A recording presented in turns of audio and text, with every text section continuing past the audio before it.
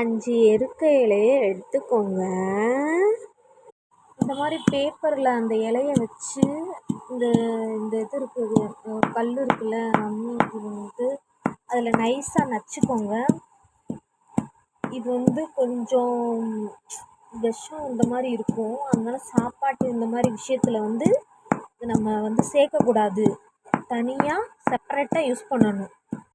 இந்த மாதிரி நல்லா அதில் நச்சு எடுத்ததுக்கப்புறம் தேங்காய் எண்ணெயில் போட்டு கொதிக்க வைக்கணும். தேங்காய் எண்ணெயோட இந்த இலையை நல்லா மிக்ஸ் பண்ணிக்கோங்க. கேஸில் நல்லா இந்த எண்ணெயோட இந்த இலை ரெண்டும் நல்லா மிக்ஸ் ஆகுற மாதிரி நல்லா கொதிக்க விடுங்க. பாத்திரம் எப்போவுமே தனியாக ஒரு பாத்திரம் வந்து நம்ம வச்சுக்கிறோம் அதுக்காண்டி.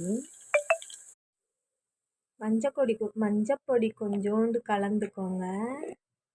நல்லா ஆற வச்சு ஒரு பாட்டிலில் ஸ்டோர் பண்ணிக்கிட்டு ஒரு துணியில் நல்லா தொட்டு கை கால் தொடை முழங்கால் வலி கை கால் வலி எல்லாத்துக்குமே இதை தடவிட்டு வாங்க.